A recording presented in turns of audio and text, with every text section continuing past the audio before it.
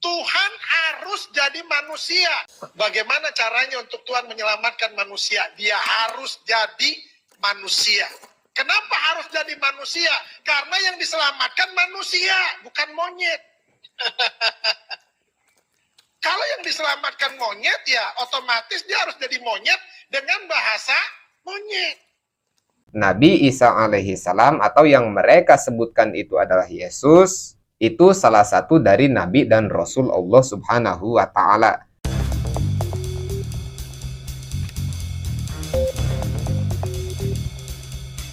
Assalamualaikum warahmatullahi wabarakatuh. Alhamdulillah, wassalatu wassalamu ala rasulillah wa ala alihi wa sahbihi wa mawalah. Para sahabat yang dirahmati Allah Subhanahu wa Ta'ala, mudah-mudahan kita semua selalu dalam lindungan Allah Subhanahu wa Ta'ala. Baik sahabat, di sini ada seorang oknum yang mengaku bahwa dirinya adalah seorang ustadz, tapi ketika kita melihat videonya, yang dia sampaikan itu sangat berbahaya. Bahkan yang dia sampaikan itu tidak mencerminkan bahwa dia adalah orang Islam. Dia membaca ayat suci Al-Quran saja banyak salahnya, hancur bacaannya. Padahal kita selaku umat Islam tentu sudah tahu, janganpun orang yang berpangkat ustadz, sekalipun orang awam itu sudah pada tahu semua bahwa di dalam membaca ayat suci Al-Quran itu tidak boleh sembarangan, harus disertai dengan ilmunya. Karena kalau kita memaksakan diri untuk membacakan ayat suci Al-Quran tanpa didasari dengan ilmu tajwid, tanpa didasari dengan makhrajul hurufnya, itu akan merusak makna yang terkandung di dalam ayat tersebut. Langsung saja kita simak dulu cuplikan videonya. Di Quran surat Al-Imran 3:45 itu tertulis di sana. Dikatakan begini saudara, It's qalatil malaikatu ya Maryamu innallaha yubassuruki bi kalimatin min husmuhul masihu isabnu Maryaman wajihan fid dunya wal akhir. Jadi ketika itu Al-Quran bilang begini, ketika itu Allah berfirman kepada malaikat Jibril, hai malaikat Jibril, lu datengin deh itu Maryam dan katakanlah kepada Maryam, innallaha yubassuruki bi kalimatin min husmul masihu isabnu Maryaman.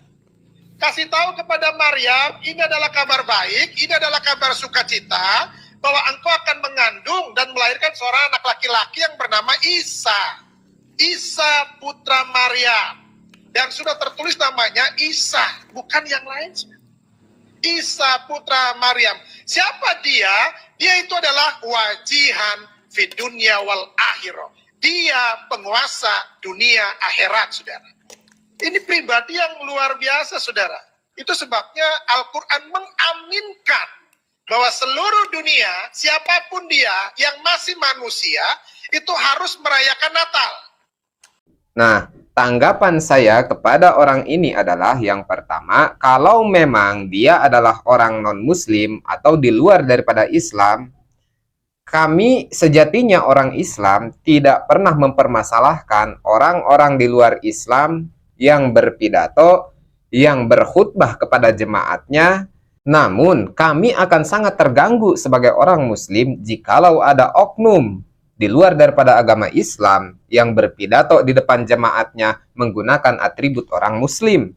Contohnya memakai kopiah, memakai koko, itu maksudnya apa? Apalagi di dalam videonya mengutip ayat suci Al-Quran yang kami anggap adalah sakral, yang kami anggap ayat suci, tidak boleh sembarangan membacanya, apalagi menafsirkannya. Itu akan sangat mengganggu kami orang Islam. Membacanya saja dia sudah salah, apalagi menafsirkannya.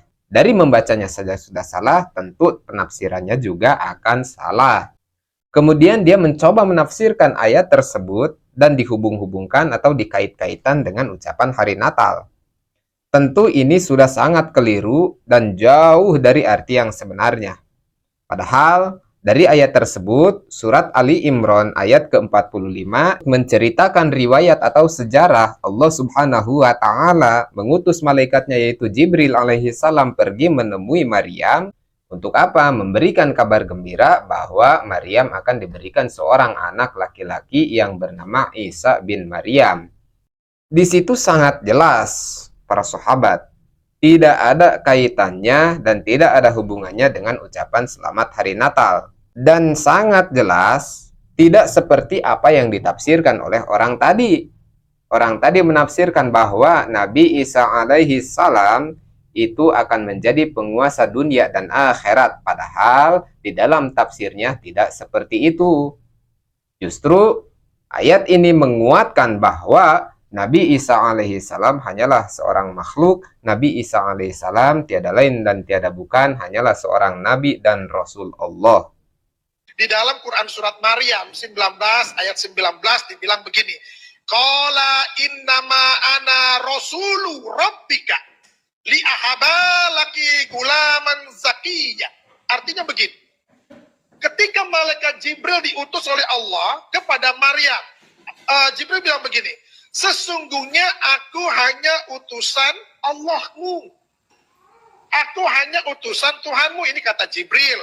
Untuk apa? Untuk menyampaikan anugerah kepadamu. Apa anugerahnya? Seorang anak laki-laki yang suci. Artinya, Yesus ini bukan manusia berdosa dan tidak ada dosa di dalam hidupnya. Nah, para sahabat, kita sudah bisa melihat ternyata orang ini bukan orang Islam. Dia hanya coba memaksakan diri untuk membaca ayat suci Al-Quran dari surat Maryam ayat ke-19. Yang padahal dari cara dia membaca saja sudah salah, sudah berantakan, dan penafsirannya pun sudah sangat melenceng dari tafsir yang sebenarnya. Padahal dari ayat tersebut itu menceritakan bahwa malaikat Jibril alaihi salam ketika menemui Maryam, malaikat Jibril di situ berkata, "Aku hanyalah utusan Allah yang menyampaikan anugerah kepadamu berupa anak laki-laki yang suci." Kita selaku umat Islam tentu sadar, tentu tahu bahwa kullu mauludin yuladu ala fitrah. Setiap yang lahir itu dalam keadaan suci. Tidak ada seorang pun yang lahir dalam keadaan kotor atau berdosa. Semua bayi atau anak yang lahir ke dunia itu dalam keadaan suci. Lalu dia berkata bahwa Yesus atau Nabi Isa alaihi salam itu adalah orang suci. Ya, saya setuju kalau Nabi Isa alaihi salam adalah orang suci, orang yang tanpa dosa. Karena apa? Nabi Isa alaihi salam atau yang mereka sebutkan itu adalah Yesus, itu salah satu dari Nabi dan Rasul Allah Subhanahu wa Ta'ala.